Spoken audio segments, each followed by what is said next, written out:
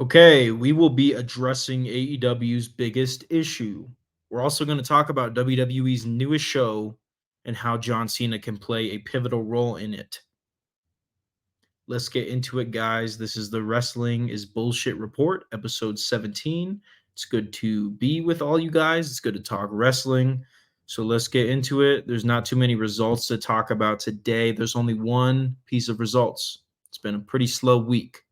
We do have quite a bit of news though. So ready to talk about that with y'all. Nonetheless, let's get going with the results. We had Sammy Guevara and Dustin Rhodes retain the Ring of Honor World Tag Team Championship in a bunkhouse brawl against the Undisputed Kingdom. This match took place on AEW Collision, and I feel like it's a good precursor for what I'm about to talk about, which is AEW's biggest issue. In my opinion, AEW's biggest issue has been the poor implementation of Ring of Honor. Tony Khan bought Ring of Honor in 2022. So it's been over 2 years since we've seen Ring of Honor content, Ring of Honor wrestlers, Ring of Honor championships on AEW. However, I think ever since mid 2022 is when AEW started having serious problems. I think everything before the purchase of Ring of Honor was quite impeccable. Was it perfect? No, but it was quite good. I think there was a gradual change ever since mid 2022 when Tony Khan purchased Ring of Honor and started implementing all of that into AEW television. We know how the story goes, right? We know that Ring of Honor got a weekly television show sometime around early 2023, and then we started seeing Ring of Honor premium live events on Honor Club. And honestly, seeing a lot of Ring of Honor championship matches on AEW television. Now, I will say, this used to be a problem. It's no longer a problem. Even though the Ring of Honor World Tag Team titles just got defended in an excellent match on AEW Collision, I don't think that Ring of Honor championship matches on Collision are bad by any means. I just think the fact that you make the fans pay to watch Ring of Honor weekly, and then anytime there's a really good Ring of Honor championship match, you go ahead and put that on AEW is not right. If you're gonna make the fans pay for Ring of Honor, then matches like this, good matches like this between Sammy Guevara, Dustin Rhodes, and the Undisputed Kingdom, those matches should be on Ring of Honor. And if we are going to put these high caliber Ring of Honor championship matches on AEW programming, then we should make Ring of Honor free to watch.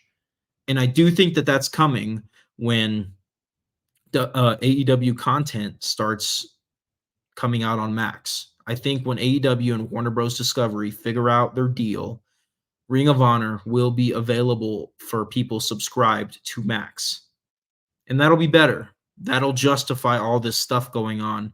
I just think when you go ahead and look at everything that Ring of Honor has been over the past 2 years and some change, you'll see the potential when it comes to the bell-to-bell action, when it comes to the champions and the championship matches. There's a lot of potential with Ring of Honor, right? Ring of Honor and AEW are quite synonymous in my book. I think Ring of Honor walked so AEW can run. Everything that Ring of Honor stood for since the beginning of its existence is what AEW currently stands for right now, at least when they're doing it right, at least when they're putting on good programming, right? Ring of Honor stands for bell-to-bell action. AEW stands for bell-to-bell action. So to see the pairing of Ring of Honor and AEW having so much potential and doing this poorly is disappointing. There's too much synergy between these two brands and promotions for things to be going this poorly. And I think that's AEW's biggest problem. Nonetheless, guys, the Ring of Honor World Tag Team Champions defeated the Undisputed Kingdom in a bunkhouse brawl. And I think it was a quite fantastic match. Let's move on to the news. That is literally the only piece of results I have for you guys this week. But the news should be quite interesting. So let's talk about this, shall we? WWE has announced the return of Saturday night's main event.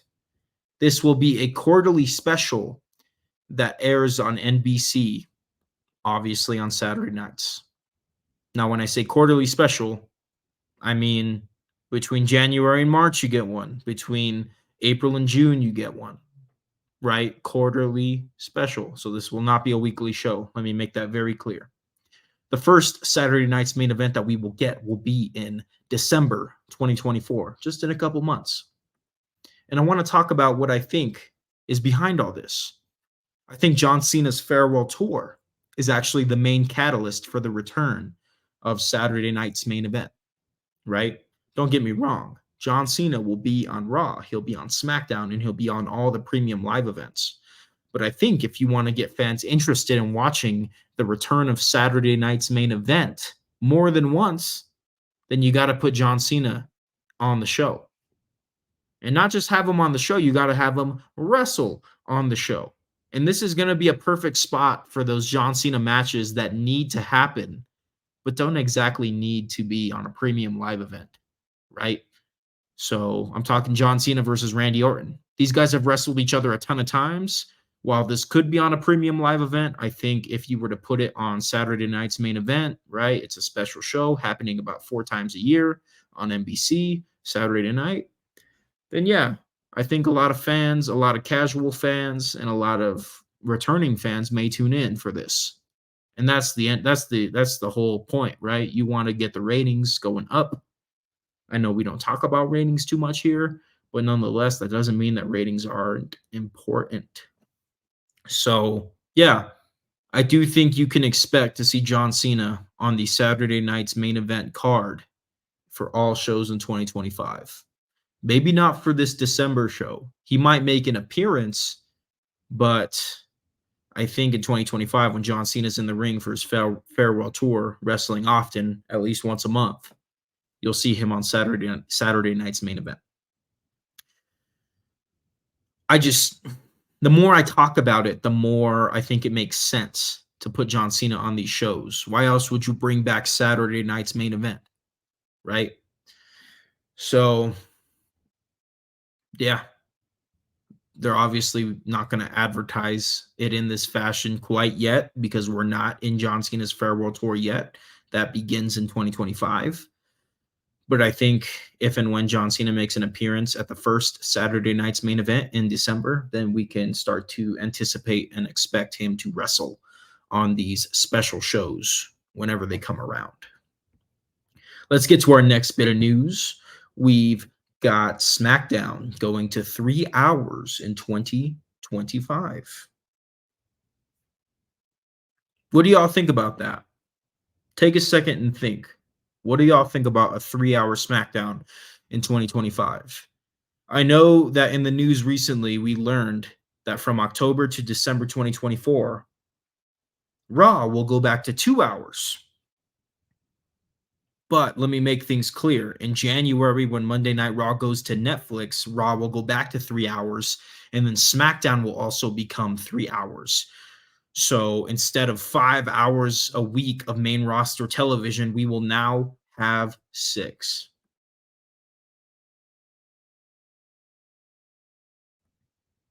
What are your thoughts? Tell me. Obviously, you can't tell me. What are your thoughts? Tell me in the comments. You can tell me. I'll tell you my thoughts for sure. 3 hours on a Monday is a lot to ask for. And that's what I said in the last episode of the Wrestling is Bullshit report. So now, not only are we going to have 3 hours on a Monday, we're going to have 3 hours on a Friday.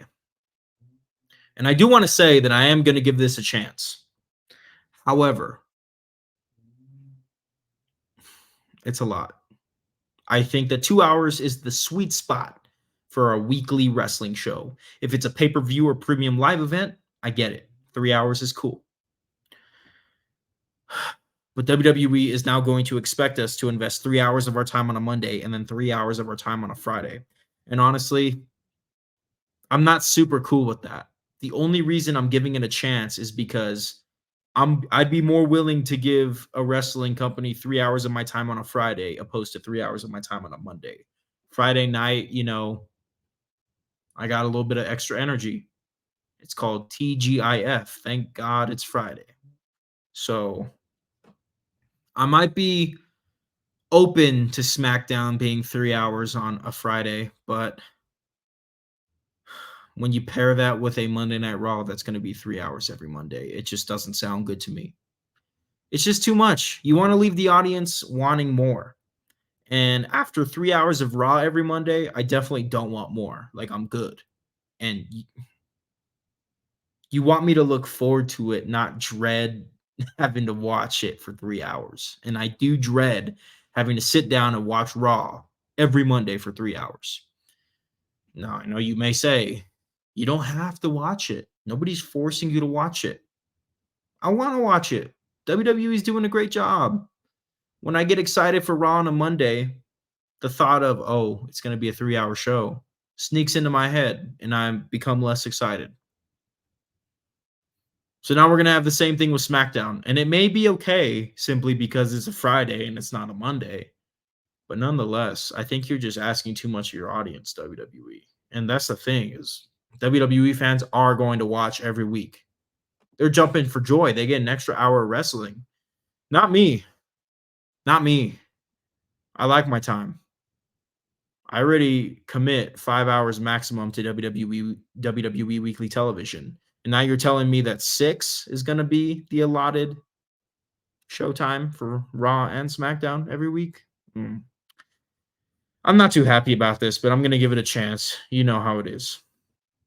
Let's talk about AEW Rampage, which is set to be canceled once AEW and Warner Bros. Discovery come to a new deal.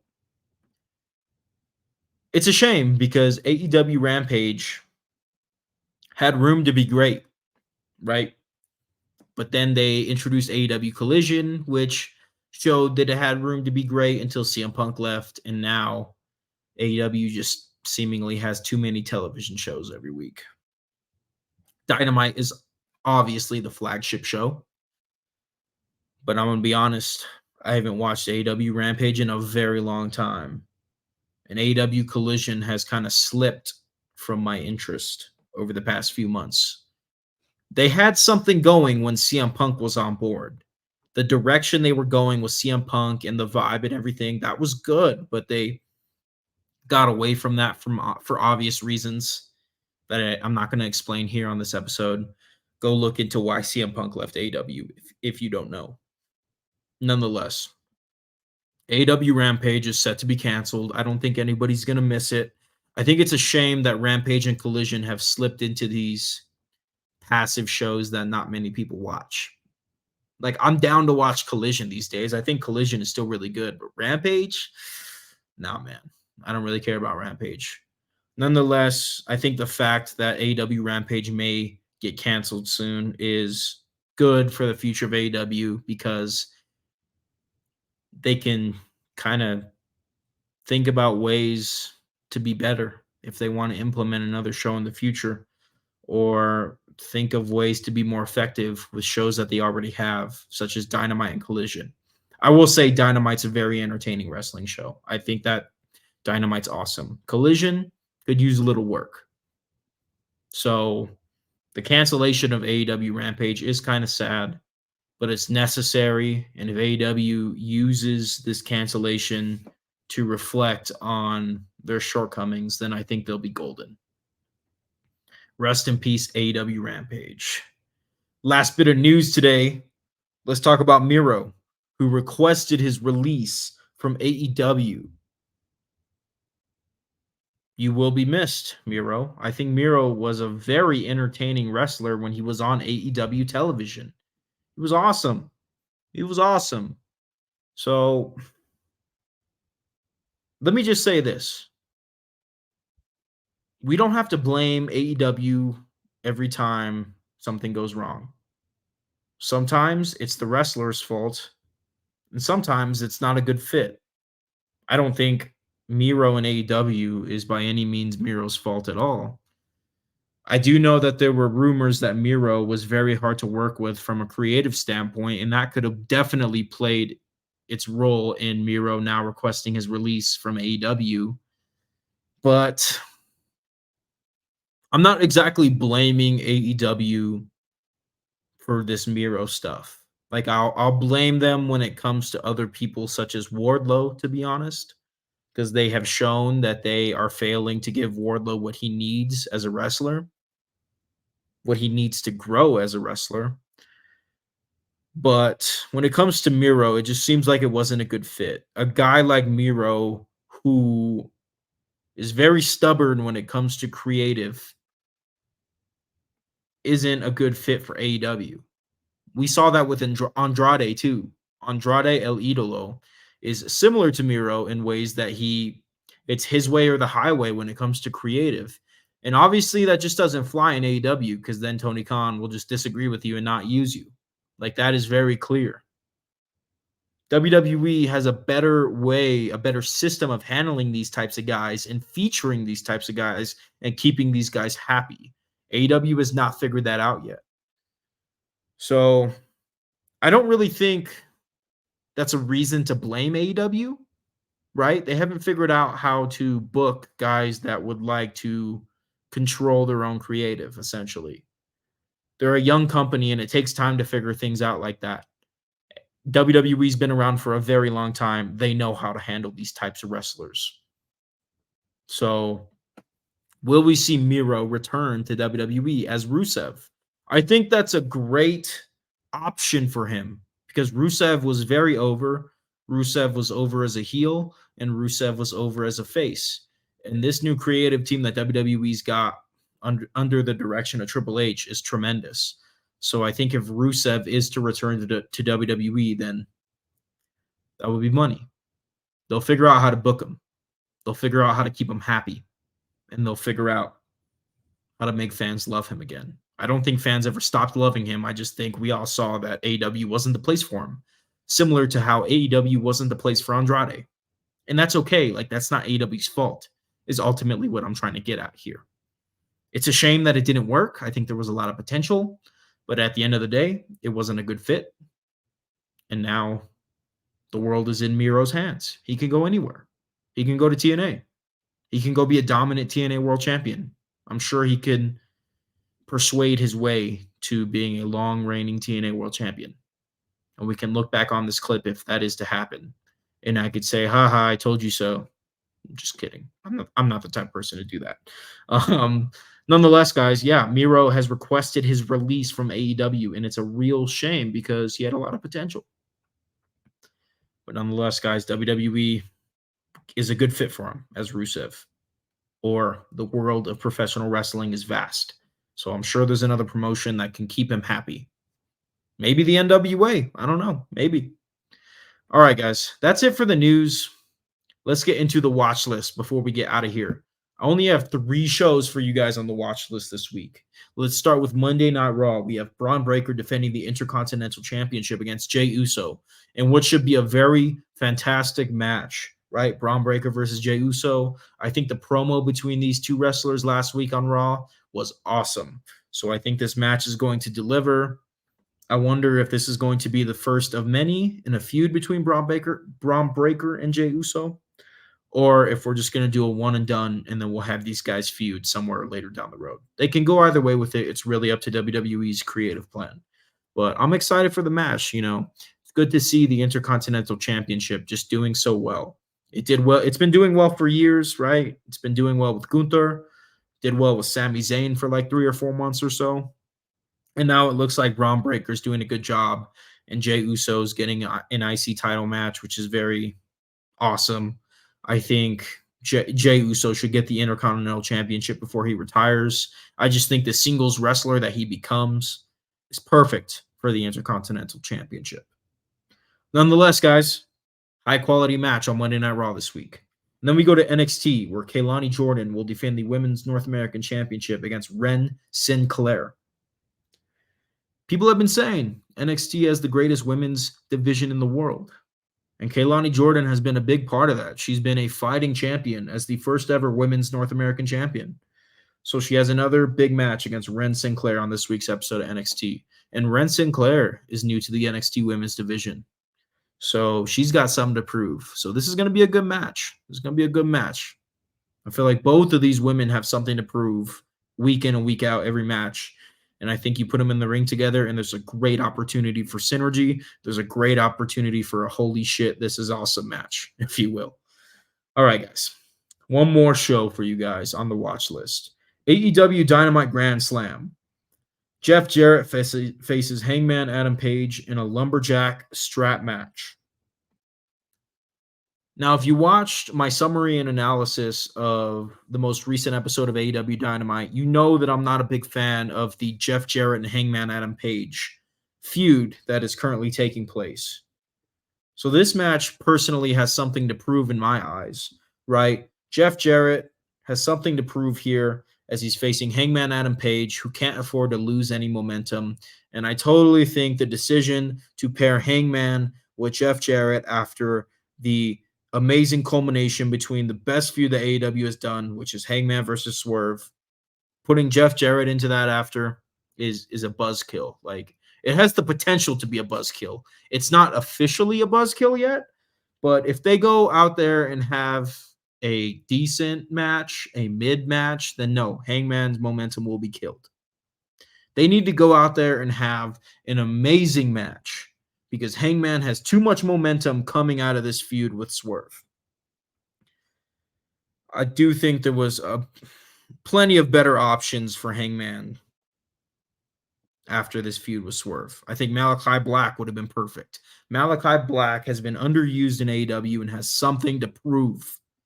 But no, they give him Jeff Jarrett. I think it can work.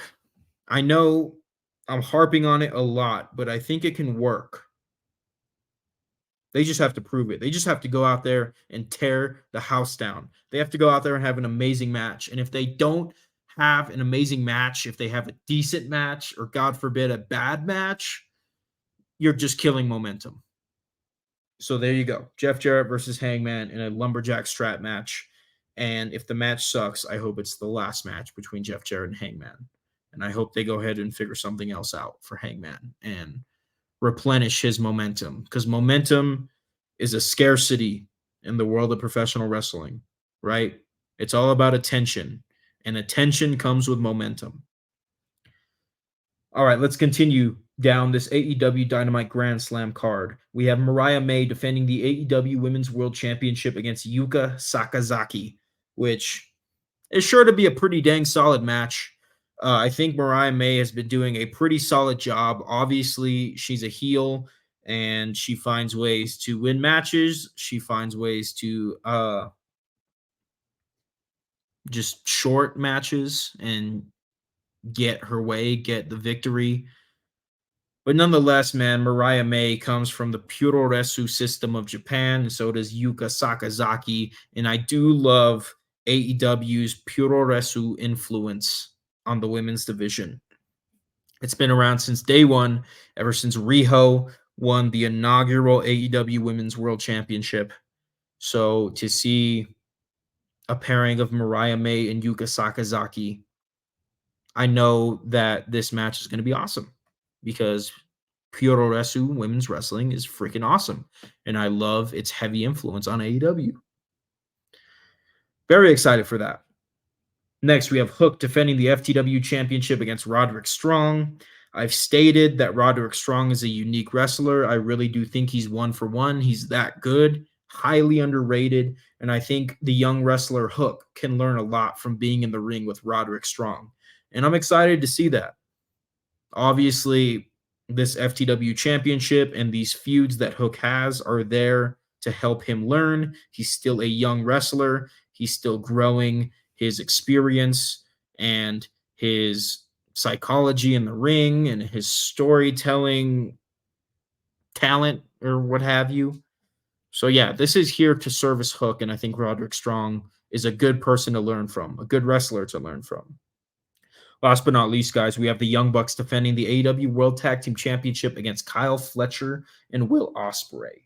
And Will Ospreay is arguably AEW's best wrestler right now. So you put him in the ring with the Young Bucks, who can go. These guys are good. So, you know, we saw what Claudio can do in the ring against the Young Bucks in the most recent pay-per-view All Out. Just imagine Will Ospreay in that role now, and you'll begin to understand why this is going to be a fantastic match. Nonetheless, guys, we got 3 shows for you this week on the watch list. We got Raw, NXT, and AEW Dynamite. Not too busy of a week this week.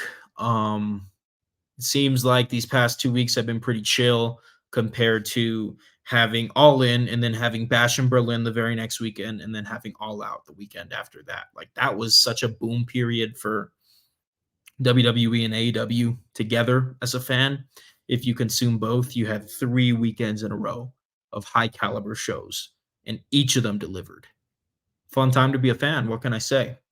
All right, guys, this has been the Wrestling is Bullshit Report. We talked about a lot of different stuff.